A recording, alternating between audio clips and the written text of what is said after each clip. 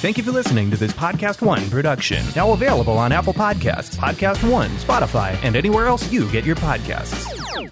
The Steve Austin Show is brought to you free today by our friends at BetOnline. Get in the mix at betonline.ag and use the promo code PodcastOne for your 50% welcome bonus. BetOnline, your online sportsbook experts and exclusive partner of PodcastOne Sportsnet. The following program is a PodcastOne.com production. From Hollywood, California, by way of the Broken Skull Ranch, this is the Steve Austin Show. Give me a hell yeah. Hell yeah. Now, here's Steve Austin. Let's bring a little class, prestige, and some good looks to the show. We're going to kick it now with my good friend, WWE Diva, Lilian Garcia. All right, so I'm rolling sound, sitting here with Lilian Garcia finally. Now, I've had some great guests on my show, Lilian, but finally some class, prestige, and great looks. Welcome to my house here at 316 Gimmick Street, as I call it. How are you? I love it. Thank you very much. No, this is awesome. Thank you for inviting me. Well, how long have you been? We're coming to you from Marina Del Rey, California. We won't give out specific addresses other than 316 Gimmick Street, but you only live about a mile and a half from me. Yeah, I know. You remember when I ran into you? I was coming out of a restaurant. We won't say which one, but I was coming out of a restaurant, and all of a sudden you're coming in. I'm like, what? Are you kidding me right now? Yeah, and then you told me that you lived, in this area, so it's awesome. So, but I never see you. Now, granted, I'm a homebody. We don't do out. We go to our one sushi joint, which is right over here. We're pointing and not giving our locations up. No right. GPS coordinates. But I never see you. I know. I guess I'm always by the beach, and you apparently don't like the water.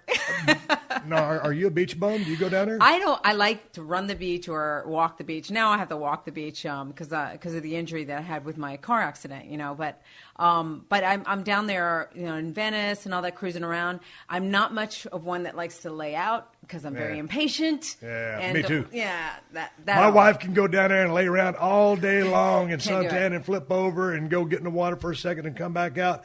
And she keeps asking me, and I've never been down there because I don't lay around well. Yeah. I'm ADD. Exactly. Yeah, I got to go. Type A personality, got to do this. Hey, check it out. Hey, where we're at, when you hit down to the beach and hang a right, there's, the beach right there, and it turns into, it's the boardwalk, right? It goes from Marina Del Rey to Venice, and it cruises on into Santa Monica. That's a freak show. Oh, yeah, definitely, for sure. If you ever come out to Los Angeles, California, you got to do the Venice front beach walk so you can see all the cats, and there's some weird people there. Yeah. And they got the psychics and all the stuff that it's crazy. They were talking about cleaning it up, and I'm like, no. That's the charm of Venice. Man, you got to have a place for that. You have to. There's people out there doing hemp tattoos, telling futures, selling stuff, making stuff, peddling stuff. At least they're doing something for a living, though. They're doing something. But I can only go down there I live a mile from there. But if I go there once a year, that's all I need. Because I've been there, done it. I mean, it's not going to change. Right. I take the bike. I love riding my bike. Okay, let's talk about the bike path. Because I used to ride my bike down there. And I started getting too impatient with people because it's a bike path. But then you get those joggers and those walkers, and they want to walk 3, 4, 5 wide, and they're taking up the whole path. I mean, there's etiquette to walking and riding on that damn thing. And these people get under my skin so much. And you got to say, on the left. I'm always screaming, or I have a bell. I do. But mine's cool. Mine's a cool bell. Oh, you got a cool bell. I have a cool bell. Now, how does your bell sound? I wish I had the bell with me because I can't really mimic the bell. But is it a loud bell? It's loud. It's loud, and they always jump, and I'm like, good. You need to get out of the way. You don't belong here right now. I need to get one of those bells for my Ford Bronco because I got. You need to be. What yours needs to be is like that. Whoa! I need an air horn. That's what you need. You need an air horn. That would be funny. you and I started talking on the phone the other day when we was lining up this show, and I said, when you drive around, are you wearing your helmet?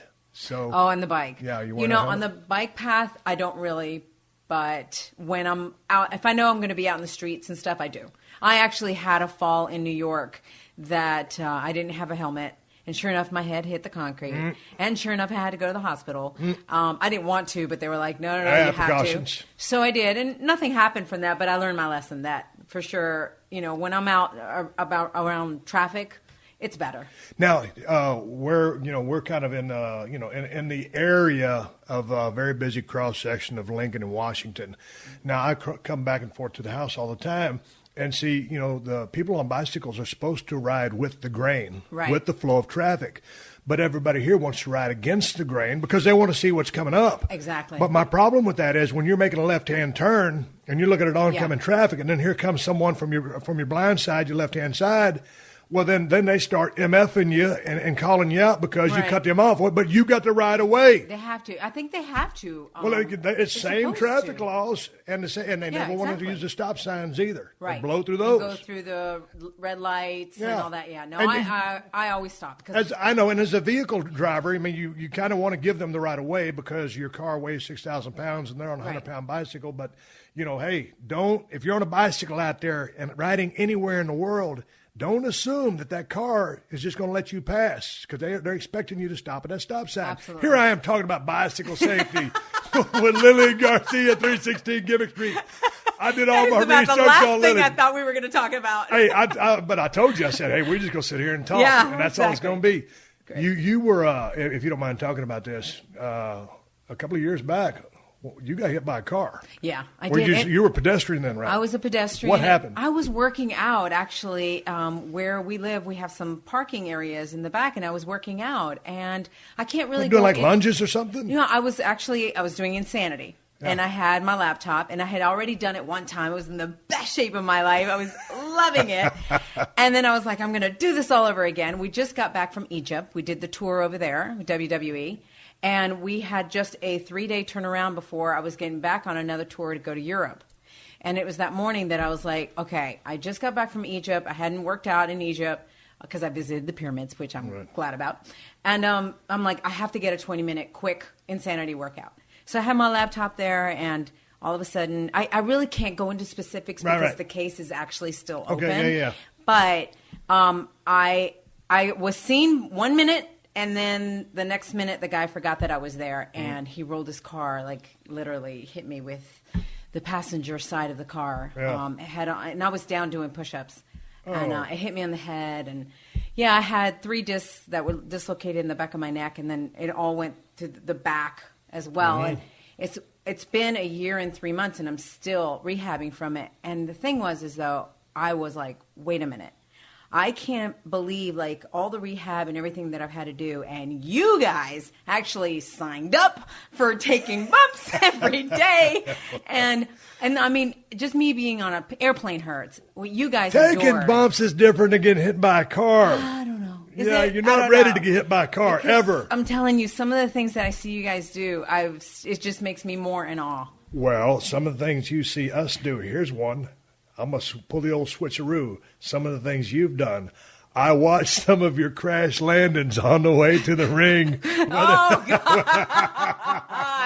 You brought it up. I had to go there. London was the best. No, hold on. Okay. Whether it's Monday Night Raw or a SmackDown or a pay-per-view, and all across the world, and for a worldwide audience to see, I saw one time you blew a heel out. Yes. And one time just a trip. But you referred to England. What happened? So what happened so 2 weeks before we go to London, I actually am walking down the ramp, and my heel the strap just completely broke. So so I just had to take my shoes off, and I just swung them in the air as I'm running down the ramp and getting in the ring. You have to play it off. You do. But then 2 weeks after that, what happened was in London we had the local crew there that were working, and we have the pyro cannons, that are set up right before the show. Well, Michael Cole goes out and JBL goes out, and then they forgot that I was coming through, and they put the pyro cannons right in the entrance. Oh. So when I came out, I was actually looking up at the audience and waving, and next thing you know, boom, I slipped on one of the pyro cannons, and you can see me on the recording. I look back and I'm like, what the hell was that? Who just tripped me? Because there's normally nothing there in the ramp. Yeah. And I missed the opportunity to say, I'm falling for you, London, or London Bridge is falling down. No, Lillian's falling down. But the other thing about it, you had it with class and grace, and because it's embarrassing. But you got to save face and you got to go about what Absolutely. you're doing. And so I was watching pay-per-view the other day. It was whether it's the Royal Rumble or it was the Monday Night Raw after, and the Shield was hitting the ring, and here comes old Seth Rollins. I got a chance to meet those guys the other day, and he's coming over the barricade, and he busts his ass. And, those guys got some pretty good heat on them. Right. 3 good kids who have a real bright future ahead of them. And, I had to rag him when I saw him the other day. But it goes with the territory. When you're out there trying to be a badass heel and you trip, egg on your face, trying to be a big white meat shiny baby face, all guts and glory and ready to kick some ass, and you trip, and it's just you got to recoup. But you got to, and it's funny because watching people fall, especially in winter snowstorms when it's real icy. Yeah, it's I don't ever want anybody to get hurt, but it is so damn funny. There was a girl, I don't know if you saw this, a few weeks ago when the whole ice storm was in the Northeast, and she was talking. It was her and her husband that were actually running on the ice, like running outside, and they interviewed her, and they were like, "So you're running?" She's like, "Yes, it is like the perfect weather. It's the perfect atmosphere because what did she say? The terrain is perfect because it doesn't impact your joints or something." Yeah. Next thing you know, they show her going away and running, and bam! I mean, she hit it so hard on her back that she couldn't even pull it off, and just throw it away. She was just hurting so bad. So, but it's one of those things you can't help but laugh. Yeah. So. There's actually a whole blooper reel on WWE. Everybody that has. Oh, of everybody? Yeah, I saw the one on you. I had to watch it. I had my own private. Mine was so good. WWE had to make a whole private one. Yeah. Hey, let's talk about. I want to go back to when you first came to WWE. Yes. And first of all, you were the only diva that lasted a decade. Yeah. How and why is that? Still, I don't know. Are they like short term? I mean, they just decide to pick up and leave, or is the career life that short? I'm almost thinking that it's also, what you guys, the wear and tear on the body. I don't have to take all of those bumps and everything, so I can imagine what Lita and Trish and all of that did to themselves, and I understand that, and I feel like that's one of the reasons. And I don't know, that people move on, and it's in my blood. I love it. Staying power. I love it. It's hard to stay around. Yeah, I guess it is hard to stay around, and for some reason, I have to attribute that a lot to the WWE fans. Because I had a hard time coming in because I was replacing Howard Finkel, and I sucked. Let's talk about that. Dude, I didn't know what I was doing. People don't understand how I came into this business. That's what I want to hear, because I know you went to an audition. Oh, yeah. I get to called. be a backstage interview. Go ahead. Go for it. I was okay, stop. Okay. What were you doing prior to this? Okay, so prior to this, I was a radio DJ in South Carolina. For a while, I was spinning tunes. Yeah, well, no, not spinning tunes. I was a morning show. Okay, morning show. Morning show, yeah. What y'all talk about? Just life in general, traffic, radio and all. Yeah, everything. So I did morning show. Then I did. Now, were you trained at that when you went to SC at South Carolina? I was not. Okay. The reason I got that was because a hurricane hit, and I had just gotten hired to sell advertisement for the radio station. And when the hurricane hit, the day right before I was supposed to start. So when I went to work, I told them, I was like, well, I really haven't started selling advertisement yet. If you want, I can put together a benefit jam, because I sang with a band and I knew lots of bands. Right. And so I said, I can put a benefit jam to raise money for the victims. And they're like, great, run with it. So I put it together in a week and a half. And because we only had 3 days to advertise it before the jam, they were like, we're going to put you on the radio with Chuck Finley, and you guys are going to announce it together because you'll know all the details to give people. So I was on the radio with him for 3 days, Wednesday, Thursday, Friday, and that Monday, we had the benefit jam on Saturday, raised a lot of money, and then that Monday I got brought into the office. They were like, we love the chemistry with you and Chuck. We want you on the morning show with him as his sidekick. I'm like, what? Like, this is crazy. But it was awesome. It was so much fun. Well, you went to college at South Carolina. What were you studying? I was actually studying media arts, like filmmaking and producing. And did you graduate and get a degree? Yeah. Yeah, okay. I have a BA. Yeah. But so were you just always born with the gift of gab? I know you started singing at a very young age, growing up in Madrid, Spain. Right. But were you just always very talkative and quick on your feet? I guess, because like you said, it was just one of those things. Chuck and I really clicked, and then we had so much fun on that show. We ended up being number one in Colombia, and so I did it for like 2.5 years. And then I moved to New York, and so I was hosting like a karaoke thing there. I was also singing with a band. Yeah. And then all of a sudden, and I was doing TV commercials. And then I got a call from voice my agent. acting or TV commercials? Both. I did Okay. voiceovers, and then I did camera. TV commercial for Lucille Roberts, which was a working out. I did some other ones, a college commercial. And then I got a call from my agent for WWF at the time, right? So I'm like, the World Wildlife Fund? You did not say that. Yes, I did. Lilian. Can you believe it? Because I didn't know. Like, I'm like, what? And he's like, no. Because, come on, the last thing I'm expecting is that wrestling is calling for me. Well, so good point. the Wildlife Fund would have Yeah. made a little bit more sense, Yeah. right? So there's like, no, World Wrestling Federation. I'm like, what? I'm not a wrestler. What are you talking about? Yeah. My agent didn't exactly know what it was about. He goes, look, don't know exactly what it is. Just go to the audition. You never know. I'm like, okay. But was it like a general casting call, or they It was were general asking for you casting. specifically? No, general casting. General casting. There were Okay. hundreds of people. When I showed up at Stanford, Connecticut, Yeah. there were hundreds of people there. And How we- nerve-wracking is that? All Oh, those it was bodies because out there. I didn't know what I was doing. I didn't know what I was going in for. Oh, So that's the other thing, too, is I had no clue. Yeah. But I will say that was the most professionally run audition that I've ever been in. That was the most, other auditions, you always feel like a number. You really are a number. You know, Yeah. you're in, you're out. They don't even hardly know your name. You give me the resume. Here, they actually had Jill Clark was there to do makeup for everybody. They wanted everybody on the even playing field, that it's not about your looks or somebody Right. doesn't know how to do your makeup or, whatever. So they would have everybody do their makeup, or Jill did the makeup on everybody, bring you in. And then there's a holding room before you go in, and they had catering in there. And I'm like, this is amazing. How they, it was just so nicely run. So are you a ball of nerves out there? I was. Are you good under pressure? I mean, I know you're good under pressure, but were you a ball of nerves on this I was audition? a ball of nerves. Yeah. I was again, I didn't know what it was. I do know one thing. It was for the Spanish, for Univision. WWE was doing, and now I forget the show that they were doing, and it was tied in with Univision. And so I did my audition all in Spanish. And what my audition ended up being is I was interviewing people. They were interviewing me. Nothing with ring announcing, but just interviewing. And then the last part of it, they asked me to do it in English. And it's the only thing on the audition that was in English. And it was, they handed me a roll of tape. I don't think I've ever told this story. So here you go. They handed me a roll of tape, and they said, all right, here's a roll of tape, and you have to sell this for 1 minute, but you can't sell it as tape. Ready? Go. What'd you do? I'm like, ladies and gentlemen, you see here? No, this is not your ordinary piece of tape. Because guess what? You could put it right here. And I started putting it on my bracelets. On my wrist. And I said, check it out, girls. Instant bracelet. And then I started putting it on my forearm here. And I went, oh, if you want that Xena look, you got it right here. It's awesome. You're like a warrior. And then they're counting me down. I still have like 30 seconds left. So I'm like, I'm trying to think, what do I do?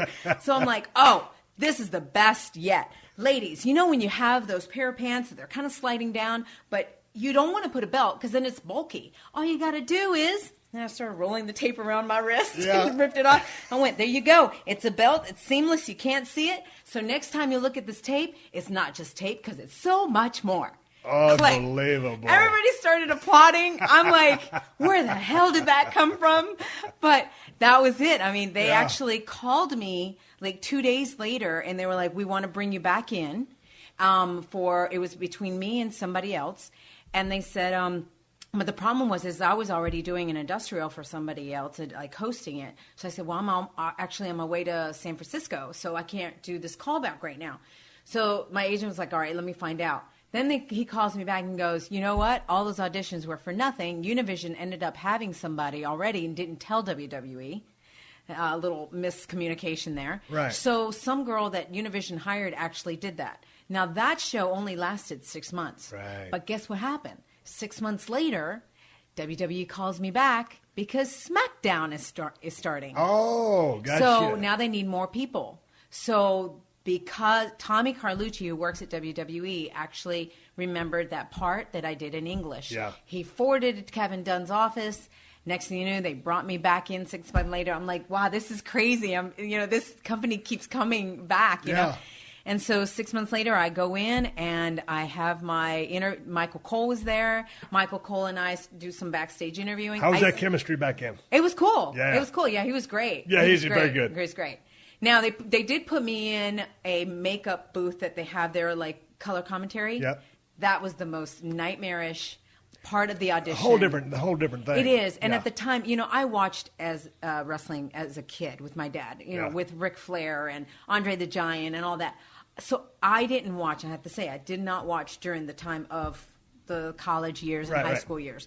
So all of a sudden I'm seeing Road Dogg and X-Pac in the ring and asking to color commentate, and I don't even know who these people are. Right. I have to admit, and I was told everybody from the get-go, I have not watched this program in many, many years. Yeah. So the color commentary didn't go so well. But Chris Chambers there was like, no, don't worry. We got He's what we wonderful. need. He's awesome. Yeah. I love Chris Chambers. Love him. So he was like, no, we got to see what we needed to see. Right. So it was, I went off to Dominican Republic. I had to do a show there. And they called me and they said, we would like for you to start. And we want you to start this Sunday. It's SummerSlam. Now, unfortunately, I was actually coming back from the Dominican Republic Sunday night. Right. So I told him, I was like, I'm sorry, but I'm booked because I have already an obligation. I was performing in Dominican Republic. I said, I don't fly back till Sunday night. They were like, okay, we'll have you come in on Monday morning.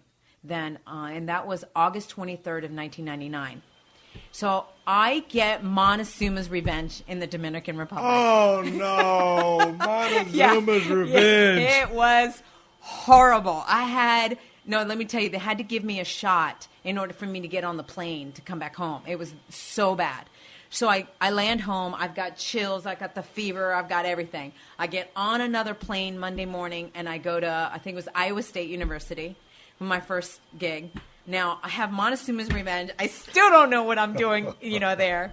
Michael Cole gives me the whole, orientation, takes me backstage, all this stuff. I didn't know that you were supposed to introduce yourself to people. Like, I'm also trying to be, staying back and not intruding on anybody. So, of course, people started thinking that I'm, like... Stuck up. Yeah. But I'm like, I didn't know. I'm coming from the outside. I have no clue. No clue. So I'm there in the meeting, and it wasn't until 3:30 that afternoon that I found out that I am ring announcing that very night in front of the whole entire world. And I'm like, what? I just want to stop you right there. So you're about to start ring announcing. But now let's talk about the voice, because you have a great voice. Thank you. And you speak without any accent. Didn't you have an accent coming from Madrid, Spain? No, because I learned English when I was 5 years old. Really? So I went to American school. My dad was in the military. And that's when y'all went over there? Yeah, I went. Okay. I was from 3 months till I was 8. In Madrid? Okay. Yeah. So I went to the military school, though, English military school. Okay. So I started, when I went to kindergarten, I had a sign that said hello and goodbye. All I could say was hello and goodbye in English. Right. So I started learning English when I was in kindergarten. And because you learn at such a young age, you don't get an accent. Really? Same thing when I flipped to Spanish. I don't have an accent at all. But it's a perfect voice for radio or television. Thanks. Well, yeah, I'm so happy that my parents put me in American school and I could have that. And when I do anything in Spanish, because I do a lot of stuff, broadcasting and all that as well in Spanish, then I could do it fluent in that way as well and not have an accent. But you also have a great voice from the respect that you project from your diaphragm. There's so many people, and you can see some of the green guys and gals on WWE not projecting from the diaphragm, and their voice doesn't sound as good as it could. Sometimes I'm guilty of that just because I'm lazy. Right. Were you taught that because of your young age at which you started singing? Yeah, I started singing when I was 5. Right. And then I started taking lessons around when I was about 15 or 16 years old. And that's when I started learning about the whole diaphragm and projecting. And because I've continued with the lessons, I still do. And people don't understand. They'll like, well, but you already know how to sing. Right. But it's not about that. It's just like a football team without a coach. You still have to have a coach. Yeah. So I have a coach. And you already know how to play football, but you got to keep playing football to be good at it. So you got to maintain your pipes. Well, the coach is on the outside looking in and is able to adjust things that you can't do on yourself. But will they make technical adjustments or say, for hey, me, Lilian? Absolutely. Really? Every session, I learn something new. Every single session. Yeah. Every session. So, and it's great, technology. My coach, John Myers, is in New York. I've been with him now for like 16 years. He's amazing. I will not leave him. He's just that good. And when I left New York, that was one of the toughest things. I was like, oh, do I leave New York because of him? Yeah. Like he really was one of the. But then I was like, wait a minute, we can Skype. Right. And sure enough, that's how we do our lessons. We Skype, and it's perfect. Now, were It's you like he's ready there to in the bolt ring. out of New York City? Because you had been there, 13 years? Yeah, 16 years, 16 actually. years. Yeah. So I was ready. Escape because from of the New weather. York. You were ready to get out. And Yeah, now, the thank winter's goodness. too cold? Are you kidding me? In the last 3.5 years, I've been nothing but sunshine, and they're just freezing. Doesn't the weather in the area, the Southern California weather, the valley's hotter than hell, but here in the Marina, Venice area, Santa Monica, you get, right by the ocean, you get the marine layers. It's great. It's the greatest now, and I never thought I would say that I love L.A., but I do. I do. And it is not for, because I don't have to mix with too many people. Not I only come and do that, my we don't thing. have to drive on the 405 and all that. I Yeah, mean, there's so traffic many is- back roads. That's it. People don't realize that. I got a friend, Lilian, that knows how to get everywhere driving the Yeah. back alleys. He'll never hit a road. He drives on the alleys too. behind the houses. Me and too. like me, I don't know enough shortcuts, so I'm that guy in traffic. Oh, you are? Yeah. I've learned your GPS is awesome. And Oh, I I just know. look at the map, and going down Venice, you can cut through, going down Washington, all of that, and I can get into Hollywood in like 30, 35 minutes. Right. It's great. But it's all about the back roads. If you don't, It's all I about have it. one of those GPS things, and my wife is born and raised here in Los Yeah. Angeles. So, I mean, she knows this place like the back of her hand. Yeah. So I'd be coming up on a critical turn. I got to make a decision here. And I call her up and said, hey, Kristen, I said, gee, Garmin's telling me to do this. But I think there's a better route. She goes, oh, no, don't do that. Do this. And then she reroutes me. So I just threw the Garmin away. Of course, now with the smartphone technology, I'm pretty good. Yeah. The Steve Austin Show. The Steve Austin Show. Paying out of your own pocket for gear you need to do your job is a problem. All kinds of departments across the nation, police, fire, EMS, medical workers on the front lines, and even military units, they all deal with constrained budgets and outdated gear. But there's still a job to do, and you need the gear to do it. Hunting for military, first responder discounts has historically required going from one website to another and all kinds of hassle. Don't you wish there was one place you could visit that had a carefully crafted selection of deals for military first responders in one spot? GovX works directly with brands to negotiate the best prices possible because you deserve the gear you need at the prices you've earned. Plus, you can trust that the gear you're ordering is 100% authentic, direct from the manufacturer. If you must pay out of your own pocket, you shouldn't have to pay a premium to get the gear you need to effectively perform your duties and complete your mission. GovX has a huge collection of gear and apparel from popular brands, all in one convenient location. It's like a grown man's toy store in here. Just wait until you see our knife collection. All you need to do is sign up for free. No subscription fees. No re-upping your membership every year. Once you're approved, you're a fully fledged GovX member for life. GovX honors your service and gives back to your communities. We don't just thank you for your service, we honor it. So if you're an American of service, a current or former member of the military, firefighting, frontline medical, or law enforcement communities, or the emergency medical, join GovX for free and enjoy a community that honors and gives back to patriots like you. If you've got a military or first responder background, visit govx.com and sign up for free for instant access to tons of deals and a community that honors your service. Visit govx.com and receive $15 off first orders over $50 or more when you use code STEVE.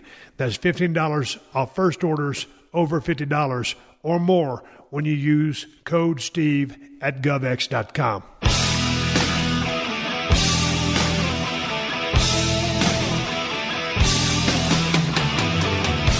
I got Lilian Garcia right here at the studio, 316 Gimmick Street. Before we continue, you can follow Lilian at Lilian Garcia on Twitter. You can catch her website, www.theworldwideweb, LilianGarcia.com. How often are you updating that blog? I was on it last night. Yeah. You stay pretty hands-on? Yeah, I try as much as I can. You know, the schedule's kind of crazy because I've got WWE and I've got my band. Right. And then I've got, philanthropy jobs Yep. that I do as well. So yeah, you have a lot of appearances charities doing a and lot of all. good things. Okay, back to the task at hand. Yes. So there you are. You're going to ring announce. Yes. Totally unbeknownst to you. And you've got longtime, Howard Finkel. I was so proud when Howard Finkel announced me at Madison Square Garden because his voice, that booming voice, and when Howard announced you, you were somebody. And so I got a lot of great memories of Howard Finkel. Of course, Tony Chimmel, doing it for such a long time. Yeah. And Tony's one of the greatest guys in the world. Ever. Chimmel 316. So now all of a sudden, you're kind of, taking their spot. Yeah. So pressure, did you feel, like, Oh, I'm telling you, it's 3:30. Like I said, I got told that I was going to be ring announcing that night. Tony Chimmel was there. He actually helped me with exactly match by match what to say. So we had little cue cards that I started writing down. Now, we sat down at, that was 3:30 I got told, so we sat down at 5:30 to do that. We get done at 6:30. I have about 15, 20 minutes to get ready. Now I'm in the locker room with China and Tori and Terry Runnels and all these girls I don't know, and I don't even have time to introduce myself because I'm being told you've got about 15, 20 minutes. So they're probably like, who's this chick over here, blah, blah, blah. Who is this? Yeah. And I have 15, 20 minutes to get ready so that I can go out because now we're an hour, we're live. Yeah. And we're in Central Time. Live. Yeah. And we're in Central Time, so we're going on with Raw at 8 o'clock. Yeah. That's when we had, it was 2 hours at that time. And so they have me go out to watch Tony Chimmel do Sunday Night Heat at 7 o'clock. So as I'm watching him do this at about from 7 to 7:40, as I'm watching him, I'm rewriting my cue cards because they're nothing but scribble all over the place. I'm trying to make sense of what I'm Your about scribble to do. or their scribble? My scribble, yeah. From 3, when I got together at 5:30. Now, so I'm rewriting it. I'm like, okay, I can do this because every time I go up there, just read the card. I can do this. 20 minutes before I'm going on the air, Mark Yaton, who sits next to me, that rings the bell. And Mark Yaton is the guy who used to throw me all those beers, folks. Yes. Everybody talks about who's the guy throwing you the beers. It's Mark. WWE Timekeeper on Twitter. Mark Yaton is the guy that launched me all those beers for all those years. 99.9% of the beers were launched by Mark Yaton. Hello, Mark. On with the story. And he's awesome. He's a great guy. His name was great, yeah. Right? So he looks at me and he goes, you can't use cue cards, right? Oh, no. I look at him and go, this is a really bad time for a joke. Really bad time. I'm already dying here. He goes, no, you don't understand. Kevin Dunn, our executive producer, doesn't like cue cards. I'm like, what? Does people understand that I just got hired and just appeared today and I don't know what I'm doing? I don't know who these people are, the wrestlers, and I don't know their names because I haven't watched in so many years. It's totally new to you. It is so new to me. And it's not my fault. I got hired, I'm trying to do the best I can. So I, thank God, have photographic memory from my mother. I wanted to ask you about that.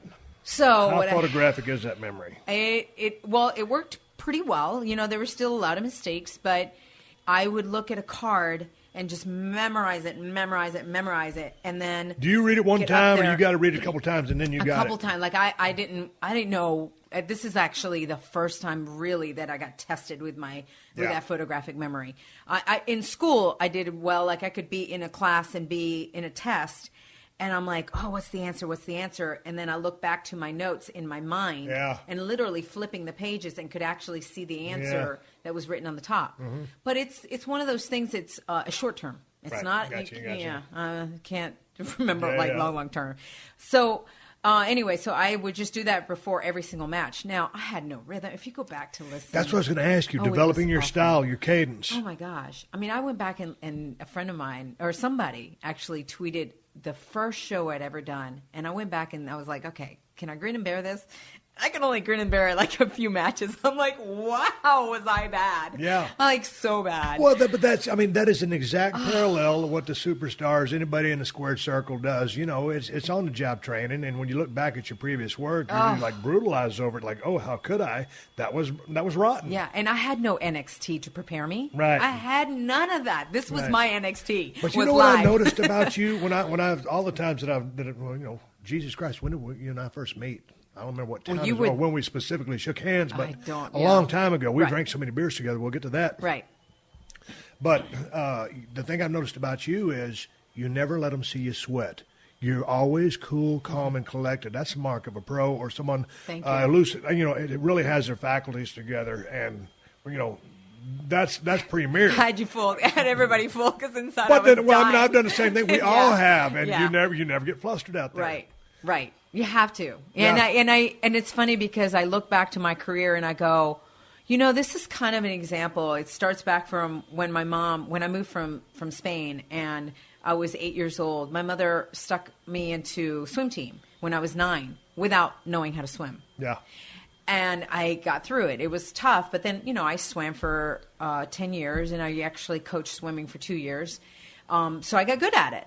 And then same thing with radio. I didn't know how to be a morning DJ, but I got thrown in there, But I did it. And then when Chuck decided to leave, I actually got thrown into my own afternoon drive time, and nobody taught me how to run the board. Right. But I kind of seen Chuck, kind of observed him, but I never knew I was going to run my own show. So all of these things, I feel like, prepared me for that moment that I got thrown into the ring and announcing. And, I got through it, and then I went home and studied everybody's weights in their towns and who they were, and, really got clear about it, and just from week to week, kept progressively getting better. And then the fans started lighting up on me, lighting up, I say, lightening up, because they were brutal at the beginning, and they had every right to be. Well, yeah. Every right. I was replacing a legend, and I was horrible. So it had every well, right to that's be. the brutal, honest truth coming from the woman herself. I mean, but it takes, a heck of a person to sit there and admit that. But obviously you came up to speed real quick. Did you go back and watch, game film of Howard Toney or, Michael Buffer or Bruce Buffer? Well, probably pre-Bruce Buffer. Right. Pre-Bruce Buffer with UFC, but just people from that vein, as long as it was announcing people in the ring. Did you study any stuff like that? I didn't, and the reason why is because I didn't want to copy them. I wanted to create my own style. Perfect. And I do that a lot with, there's a lot of things that I don't really observe a lot. I go to some concerts, but I don't really go to a lot of concerts and all of that, because then it's kind of, I feel like I'm just copying from people, where I'm just trying to develop my own style. Same way, yeah. Interesting. Yeah. So, and I feel like I don't feel like I've ever copied, or I've got my own thing. The Steve Austin Show. The Steve Austin Show.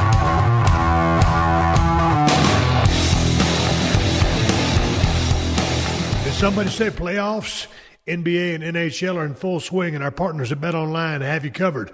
Get in on all the action, including a new NBA playoff bracket contest that gives you more chances to win. Major League Baseball continues to push through the summer, and there's no shortage of ways to get in on the action, as BetOnline has hundreds of odds, futures, and props for you to bet on. Take advantage of every sport, and remember, our casino never closes. It's always there for you to check out and enjoy. Head to the website today and sign up to receive your welcome bonus on your first deposit. BetOnline, your online sportsbook experts. But check this out. So, SmackDown. And now, like when you go out there, still a ball of nerves, adrenaline, a high, and do you come down afterwards? I mean, because you're performing. You're out there, and you're very passionate about this, as you are with your music, and we're going to get to that. Right. But is it a high for you that you're going to come down off of, or is it just another day at the office now? No, it's definitely a high. Every time I get back to the hotel room, I can't fall asleep for a while. Yeah. It takes me a while to come down from that, and it really is the fans that have kept me there. I love, it's the fans that have kept me there. I love also working with the superstars and seeing the talent. It's I've always said, you guys are by far the best athletes in the world. I've always said that, because it's 300 plus dates a year. It's not a season, and the kind of bumps that you guys always took. I'm sorry, but I never had any respect for, it's not that I didn't have respect, but when people would say, oh, it's fake. What's fake? I'm going, you know what? You're not with these guys when they're icing their bodies. It's the hardest fake job I ever had. Exactly. From head to toe, the surgeries, the sacrifice that you're making away from your families. Because I do the live events, only the TV events. I don't do the house shows. Right, the house shows, yeah. So for me, I feel like that's the other reason, maybe longevity. Right. It was easier for me. But so I have so much respect for that. And I always told people, well, I guess that means if you don't want to watch the show because you think it's fake and scripted and all that, then you can't go watch another movie. Right. Because guess what? Yeah. That is scripted. Yeah, it's about as scripted and as fake as it can get. Right. Yeah. But in a movie, you don't suffer the injuries to your body like you do in this sport. Hey, let's shift gears. You've had some very memorable skits and segments with WWE superstars. Yeah. And there have been some real classic moments. Let's talk just for a second about Nelson Frazier. I know. Viscera. Just passed away a couple of days ago as we speak. And I didn't put anything out on Twitter, but, rest in peace. I didn't know that guy very well. Big guy. And I enjoyed watching him do his thing in the ring. But y'all had a couple of memorable skits. Yeah. I had the longest skit was definitely with him. Yeah. There's some other little things that I got put into little moments, but that was a skit, and that was not even supposed to start as a skit. Right. It was basically they just had him come down and he serenaded me saying, can't get enough of your love. Yeah. Oh God, it was amazing. We actually had the highest ratings with that show. It was incredible in that segment.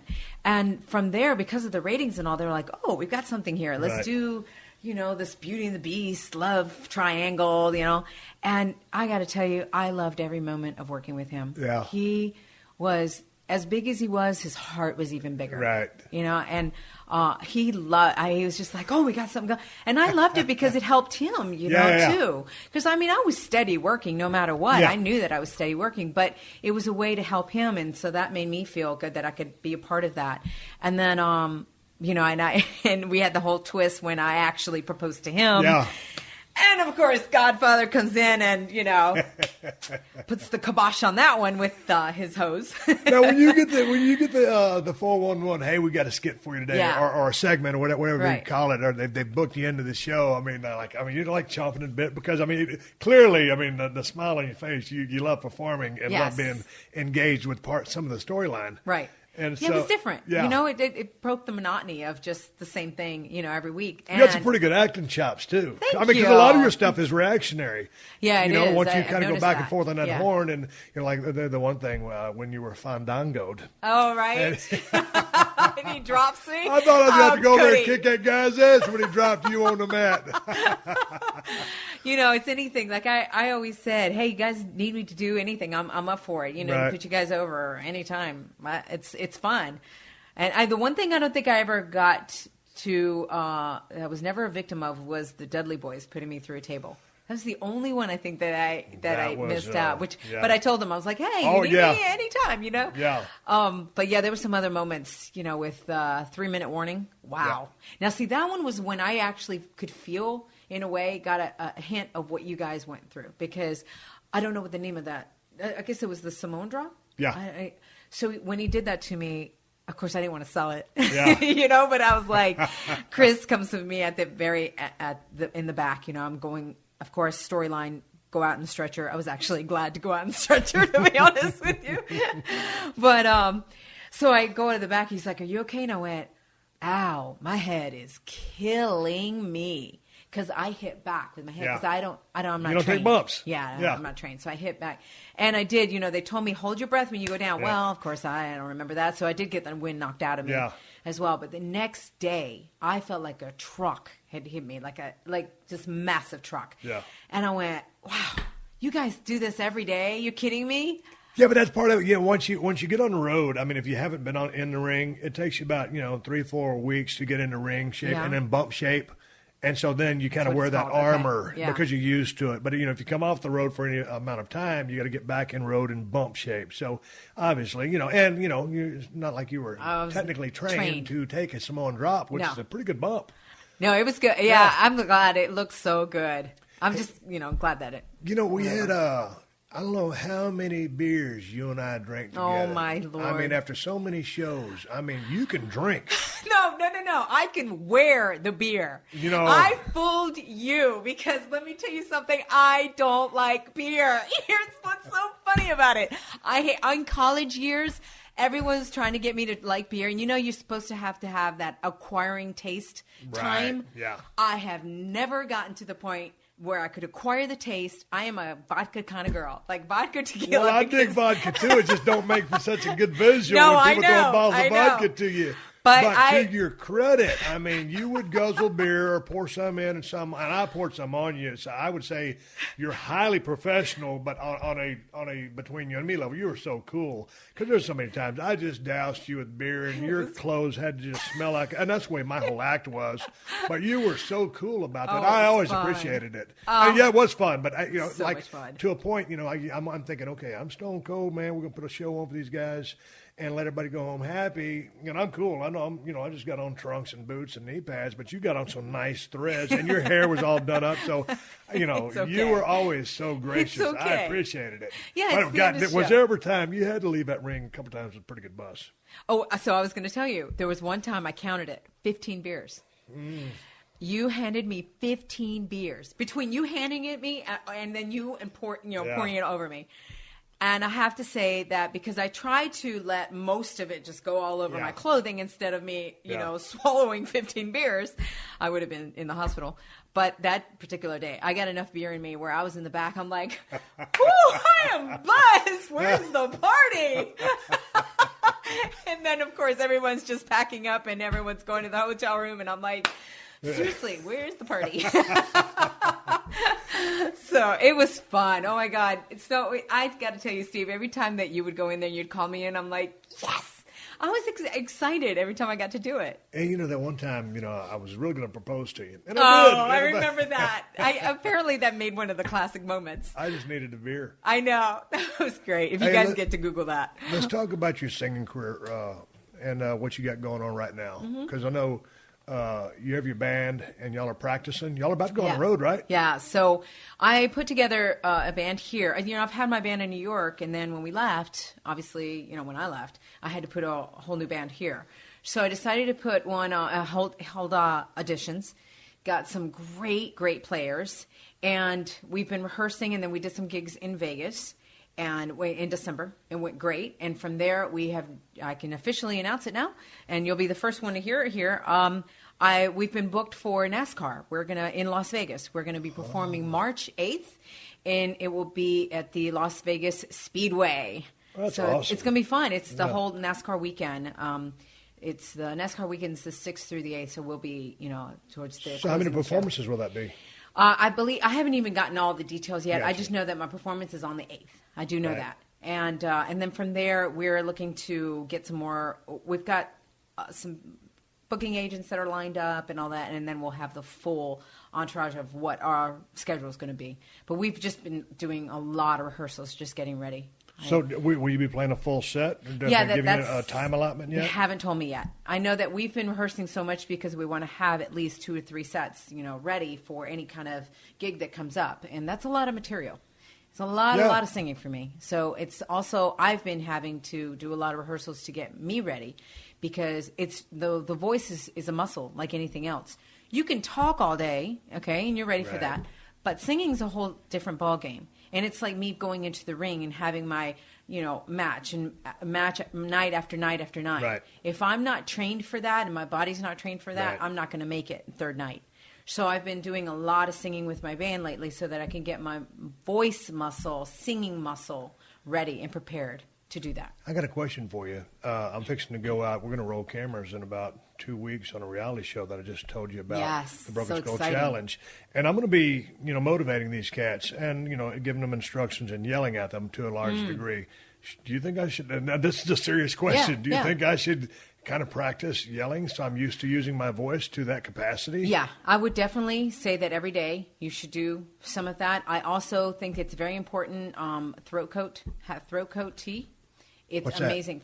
It's called throat coat tea. Oh, you gotta don't do it with the echinacea or anything like that. But it's just the regular throat coat tea and honey, hot water, honey, throat coat. That will save you. I remember when Michael Cole came to me and asking me, "Oh my God, my throat is almost done." Yeah, and Jerry Lawler, same thing. And they were doing hot water and lemon. I went, no. The lemon, it's too citrusy. Yeah. It actually will dry you out. Erode you. Yeah, it's awful. Yeah. So I gave him some throat coat and I gave him honey and they got through the whole deal. Where do you get throat coat at? Just any GNC. Oh, so it's an actual. Yeah. Okay. Whole Foods. Yeah. Ralph's has it. The grocery store. That kind of thing. But that's great stuff for the voice. Anybody out there that It's got that. Oh, y'all needs gonna that. check me out yelling at people with throat coat. Yeah, Hey. yeah, in your thermos, literally. People will think, or put it in a beer can. Hey, before we talk about, just singing the national anthem and some of the Yes. highlights you've had there in front of Yes. some, 80,000 plus crowds, a bunch of them. Just within the music that you're going to play at NASCAR, you write a lot of your music. Yeah, I have. So you sit down to write a song. What's the process for you? I actually like writing with other writers. I've done some things With on the my same. own. Okay, so do you? Okay, so Different. maybe do you both come with the same concept, or just sit there and just try to then spitball it? I come in with, when we get with a depending on the group, because I have different writers that I write with. I'll be like, okay, I want to write this kind of song, but not the concept. I've never approached it about this. I've approached it on music-wise, like what kind of tempo do I want to write? But am I feeling blue? Am I feeling Right. happy? Am I feeling, what am I Right. feeling? So we start with like the tempo and the vibe of it. And I'm like, okay, I'd love this song to have like lots of strings or guitar or, something. Once we start building the track is the one that all the time so far has led me to what I'm going to write about. Really? Yeah. Now, can you read and write music? Yeah. Okay. Oh, yeah. Well, actually, no. I did take piano when I was a kid, a Right. very short time, because my teacher was so horrible. But on the building But- blocks, how do you say, okay, strings here, it's going to sound like this? Well, I don't. I work with a producer and I'll say I would love some strings here. I don't say this note or that note or Okay. anything like that. Everything I've ever done is by ear. Gotcha. Everything I've ever done. So, but yeah, I get the song that determines when I hear it. It's kind of that I feel like this song should be about this. Okay. And then I also try to tie it in as much as I can to my own life experiences. Mm-hmm. But then I also use my friends' life experiences or something, and right from the outside perspective. So it's a different process every time. That's what's so exciting about writing songs. You never know what you're going to come out with. Right. Never know. You never know, what's going to. And maybe I'll start with one thing, and by the end of the song, it's inspired me to go a different direction. Right. So it's just. The creative process is the best. Have you ever had one of those moments where maybe one song took, I don't know, forever to write, but then all of a sudden you sat down for a cup of coffee or whatever, the old thing in a cafe where someone gets a napkin and just starts writing, and one of those came out? Yes, I have. And there's a few songs that took forever to write, and then sure enough, I go back and listen to them. I never put them out. And then I go back and I go, yep, there was a reason they took forever to write. They were just, when it's that hard, move on. Right. Move Interesting. on. So, and then there's others that have just gelled and just right from the get-go just felt great. And I just finished doing 4 songs with some writers in Nashville that I can't wait to share with everybody. Now, these Nashville, is that going to be country inspired, or just they just happen to be based out of Nashville? People, they're based out of Nashville. People don't realize that Nashville is just becoming a songwriting capital. Like, there's just so many songwriters there that can actually diversify themselves to write country or write pop or write, the music mecca, not necessarily country and western. Exactly. So when I got a hold of these guys, I was introduced through my manager. And I was the first question I said to him, wait a minute, can they write pop? Because I'm more pop. Right. I'm definitely more along the lines, or my whole new direction is along the lines of One Republic, Coldplay, script. Right. It's an infusion a little bit, but it's a lot of strings and all that too in my music. I like to move people. Where did that come from? Madrid? Or just your personal I think taste? Through the years, just growing, I've tried, I did the harder rock a little bit, and because I've always liked the guitar and that rock influence.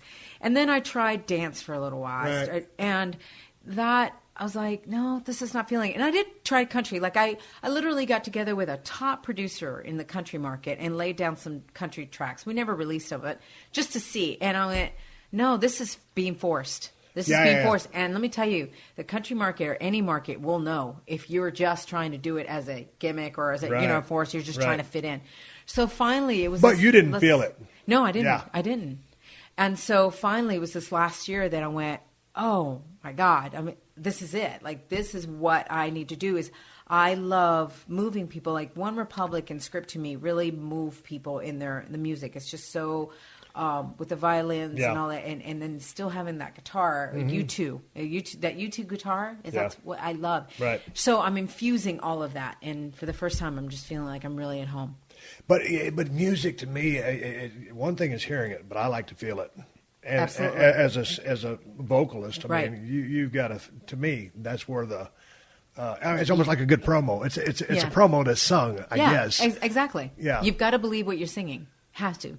That's why there's some other songs that I've been given that I've tried to record, and you listen back and you go, nope, didn't quite work out. And it's because they were given to me and I wasn't invested in and didn't necessarily feel it. There was one other song that we will be releasing soon, and that was actually a writer that gave that song to me. And when I heard it, it was almost as if I would have written that song. So, and that one I can also say is one that identifies with WWE superstars or anybody that's going for a dream and, you know, conquering their obstacles and anything like that. So I like those kind of inspirational songs. The music industry, extremely competitive. It is. You've got to have thick skin to be in that business. Absolutely. Am I wrong? And I've been trying, you know, I've been in this game for a long Yes. time, you know, but I also feel like the music industry has changed a lot, and now you actually get to do more your own with YouTube. Right. That's opened up a whole new avenue, and you know, now we're getting ready to do some music videos, and music videos now don't cost the way they used to cost. You know, you can actually do things on your own. So I'm actually going to rely a lot on my WWE fan base to hopefully, you know, click on the YouTube videos. And, you know, I have a live sessions video that my band and I just went into the studio and we did the remake of, I did a mesh of One Republic's Lose Myself with One Direction's Story of My Life. Mm-hmm. And we recorded it and put it up on YouTube, and instantly people were like, oh my God, this is great, this is awesome. I did my own little style of it. So that's on my website. If you go to the front page of LilianGarcia.com, you can see it. And just remember, Lilian is with one L in the middle. I know. I just found that out last night. No, did you? Yeah. Well, that's Spanish. Yeah. The two L's Yeah. is pronounced like a Y in Spanish language. So that's why I have one L. You heard it here first. So One L. there you go. Two L's. I thought it was three. Well, two L's total. Yeah, two L's But total. one L in the middle. The Steve Austin Show. The Steve Austin Show.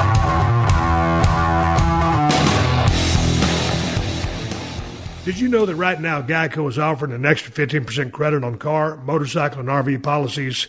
That's 15% on top of the money Geico could already save you. So what are you waiting for? Your dog to make you breakfast in bed? With Belgian waffles and a fresh fruit compote? As nice as that sounds, that's probably never going to happen. But at least there's never been a better time to switch to Geico. Save an extra 15% when you switch by October 7th. Visit geico.com to learn more. Hey, the music business really irks me sometimes. You know, I guess these days with the things that they can do, twisting knobs and sliding things. I mean, okay, here's the deal.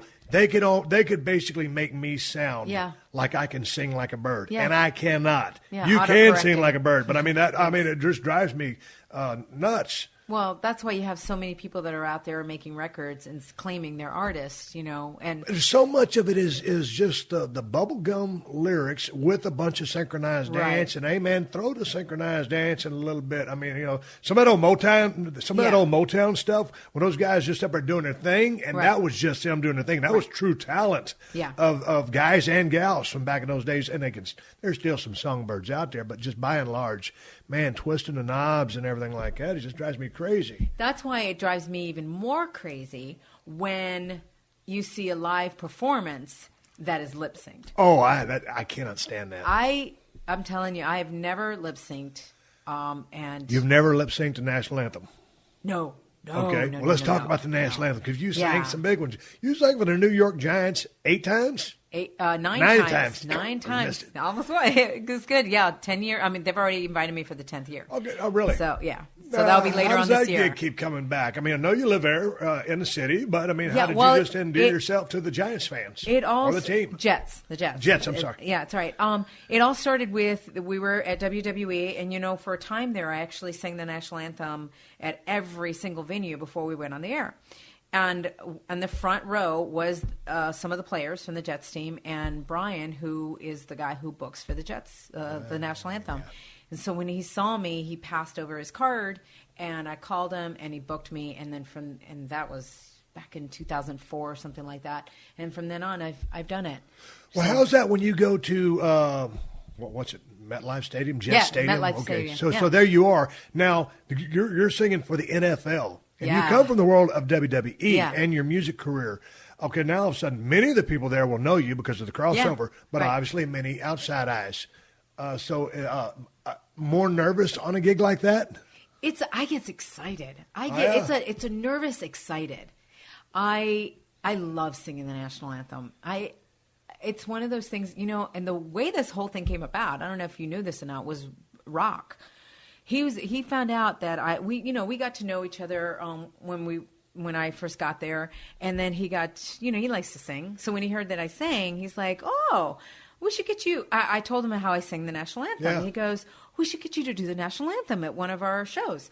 So he talked to Jack, one of the agents, and I was so happy that I was filling in for Tony, who wasn't doing or Howard, one of those, who was not doing the live event over the weekend. And so I filled in for him and sang for it in Denver, Colorado. Yeah. And I sang it on Friday, and they loved it. I sang it on Saturday, so I sang it the whole weekend. They all got back to Vince, and they were like, "Oh, she was great. Yeah. It was a great way to start the show." So Vince was like, "I got to see this." And we were in San Jose, and that was the year 2000, and it was Valentine's Day.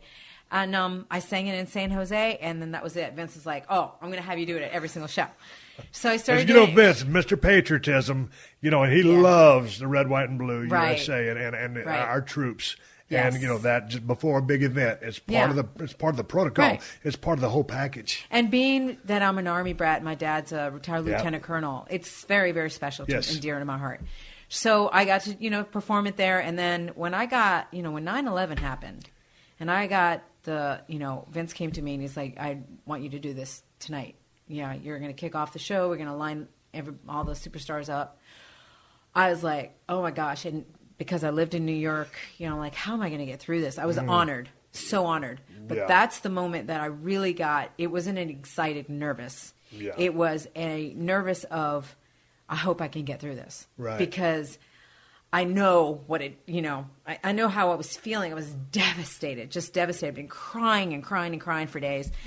Very but personal to you. I knew, I knew I had to do it. And so, it was like, I gotta tell you, every time I watch it back, I'm still in that moment, and I still get tearful for it. And you could see that I broke down afterwards. I allowed myself to compose as much as I could, but seeing all of you guys lining up too with that, and everybody their hand on their heart and all, and the whole world came together that day.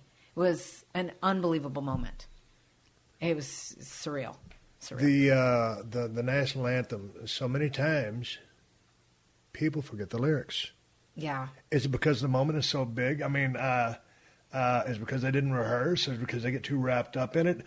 Every time I've always heard you sing it, it's always wonderful. But sometimes people try to put a little too much mustard on it in the wrong spots and then make it about them, I'm thinking. I think that's what it is. It's I could see some of them kind of take it as in how different can I make this sound, or how much can I do acrobats with my voice to show off my voice. Yeah. And I feel like there's a way you can still show off your voice, but I don't feel like that's the song of all songs. That's not necessarily the song. Thank you. Do all these changes. Yeah, put a little bit of artistic flair in there, but don't totally try to razzmatazz the thing. So, you use that as a vehicle to show off. My biggest change that I did on that song was something personal. The biggest change that I did on that song was normally the part, "and our flag was still there," is sung low. And our flag was still there, I felt like, our flag is still there. Yeah. Come on, like, that's a big moment, Yeah, I get so you. for me, I actually hold it out and make it build. Our flag was still there, hold it like really hard. Yeah.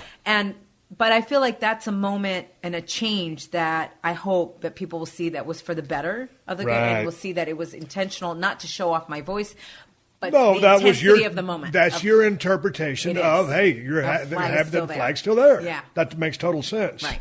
Other than that, I think some of the other times when too many acrobats and all that, then it's less about the song, and I could see where they could forget the words.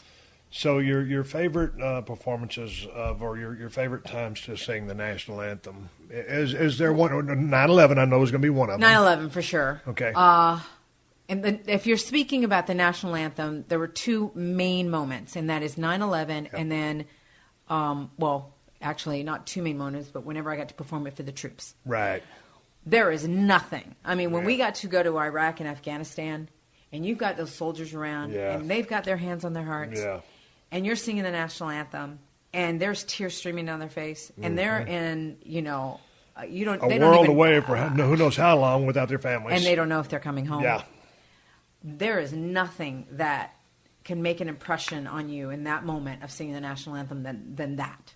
Right. And I remember that when I performed it, the very first time that I performed it in Iraq, you know, we went back and we were staying at Saddam's palace. And we were staying at Saddam's palace. Yeah, which was really surreal too, you know, being there. But I just remember after that performance, I got back there and I went to the back there was water back there, and I just cried my eyes out. And I went, wow, that was intense. Really? Yeah, that was just intense, just to have all the soldiers around and not knowing if they're going to go home. And we were going home. That was, you know, at the end of our week being there. So we were going home that night. Yeah. And I was like, I so wish that I could take these soldiers with me. Mm-hmm. You know, I kind of felt guilty that I got to go home. Right. But I remember one soldier coming up to me and he said, "Thank you. Thank you for singing that song because we never get to hear it here." And I was like, what? And I'm like, oh, yeah. Why would they get to hear it there? They're in the battle zone. You know, they're not the good old USA where they get to hear the national anthem played games or whatever. So it was those. I would say that those moments are very special. As far as singing "America the Beautiful," which I've gotten to do, WrestleMania. I mean, singing it at WrestleMania, wow! And I've gotten to sing. Is that an easier song to sing because of the way it's structured? No, for me, really? National Anthem is. Really? I don't know why. I don't know whether it's in my pocket more, because there are songs that are more in your pocket. Yeah. Try to describe that, but there is a certain pocket that you have as a vocalist, and I guess that you could compare it to certain moves that you would be more comfortable in doing you know, when you're wrestling. Right. And then there's some certain moves that you're like, nope, not even can feeling do it, but it's not as easy. It's right. Yeah. Same thing with the national anthem for me is in my pocket, where America the Beautiful is a little bit more out of my pocket. And probably because I've gotten so much practice singing the national anthem, that could help too. But it is still, I love singing America the Beautiful as well. Out of all the people that, you know, you've been at the venues where, you know, either both songs are sang, or, you know, obviously Aretha Franklin sang the national anthem twice, as did you. I've actually sung it 3 times. Oh, you got 3 now? I've got 3 now. I'm holding the record. So you're the record setter. I can't believe it. Like, seriously? Swing a beer for the singing woman right here on the Steve Austin Show. I didn't know you'd eclipse that. I mean, obviously, you know, Aretha Franklin is held in such a high regard. I know. For everything she did on a music level. Yeah, so amazing. So you're the all-time champ now. Yeah, when you look at your version of the song, do you think, okay, here's how Aretha does it, or this is how someone does it? I mean, do you say, okay, where do I stack up on this? Or does it even matter? It's just, this is your interpretation and your voice and your heart. I can't compare myself to Aretha, and she can't compare herself to me. Like, we're apples to oranges. We're a different style. Yeah. She's going to be that more R&B, you know, soul. She's the queen of, you know, soul. Like, come on. Where I'm more pop. So it's completely different. And I think it's important when people watch any singer, don't try to compare them to somebody else. Right. Listen to them for whoever they are. Interesting. Yep. Yeah, it's easier for us. You know, it's easy for us to do that. Same thing with one of the superstars. You go, oh wow, he has moves remind me of. Right. You know, you could do that, but in the end, they start forming their own, and you just have to take them for who they are. Right. Hey, before we wrap this whole thing up, I want to talk to you about one more thing. One time on Monday Night Raw, I believe it was Monday Night Raw, we're sitting here talking, and you've been spitting out these dates with such clarity. You know, half the stuff I forgot. Too many steel chairs to the head, too many beers. But one time we sang the national anthem on Monday Night Raw. And I remember... America the Beautiful. America the Beautiful? Wait a minute, well, it was one of them. It's America the Beautiful. America the Beautiful. Okay, so what I mean, like... Well, they put the lyrics on the thing for me because I didn't know the lyrics. I mean, I cut a promo, but I can't remember nothing. So I thought it was a rib. No, you thought it was a rib not when we got to sing it. You thought it was a rib when I stopped singing with you. Yeah, okay. We were singing and you stopped. So I'm looking at you like, what is going on here? Yeah. Tell me what's going on. What happened was... This is the trained singer's ear. Yeah, you started the song. Okay, I remember you just went right off and started the song. When you started the song, all of a sudden I realized... oh my gosh, you started the song in a really high key. See, I don't know. I don't know whether crap or to wind my watch. I don't know what I'm doing. Right. So I started off too high. But for you, it's perfect. God, I can't even. America. Yeah, but I can't even remember the way that it starts the whole song. So, but I screwed your ear anyway, up. so no, what happened was, oh, beautiful. That's right. Oh, so we were all singing that, oh, beautiful for spacious, right? Everything's fine. Then when it hit America, you were so high that I would have had to sing like America, America. I'm like, I am not about to sing like this. So I stopped singing. And then you changed the key. I don't know if you realize you actually changed the key, which was better. So I started joining you again. I think I changed the key because I'm wondering, okay, the rib's going down. I'm kind of slowing down here.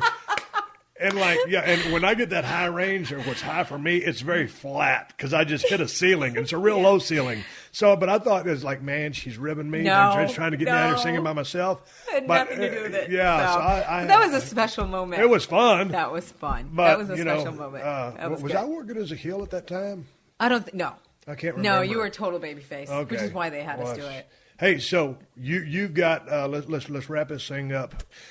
So you're going to sing at NASCAR. I'm going to sing on NASCAR on March 8th. And then something else that I'm very tied in and it's very dear to my heart is that I'm actually been asked to be the ambassador for Susan G. Komen, their up-and-coming race, which is March 1st at Dodger Stadium. March 1st, Dodger Stadium. You will be performing? I will also be performing because they have asked me to sing the National Anthem. So there you go. I'll be kicking off the entire race.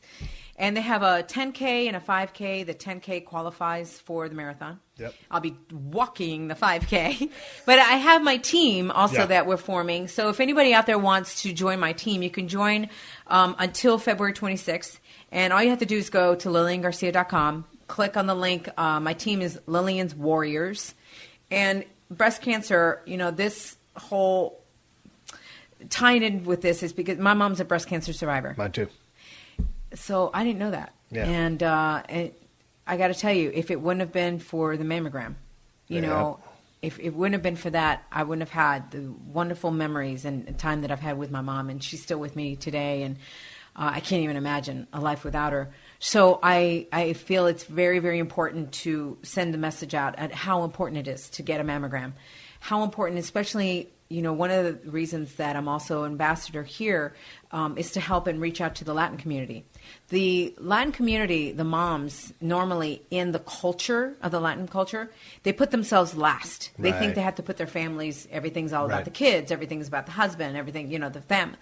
They have to realize that they have to put themselves first when it comes to this regard, or otherwise they're not going to be there for their kids. Right. So they need to take the time out to get a mammogram and get checked out. Go get your mammogram. Yeah. So I hope that people will join my team. We're going to have a lot of fun that day. And, March 1st. All right, LilianGarcia.com, at Lilian Garcia on Twitter. Hey, thanks for coming by and hanging out a little bit. I told you I'm doing my research, all this stuff. I just knew once you got here, we have always hit it off ever since we met. We rarely talk, and we live right down the road from each other. We never see each other, but anytime we get together, it's just like old times. Yes. I saw you at Monday Night Raw the other night. You drove by because you were passing by, gave you a hug, and you went and did your thing because you guys are so busy on a live TV day. And I was like, I got to have her on the show. Come boys, have fun. That was great. So we had fun. 316 Gimmick Street. Catch you down the road. Thank you, Lilian. Thank you very much. This has been a Podcast One production. Download new episodes of The Steve Austin Show every Tuesday at PodcastOne.com. That's PodcastOne.com.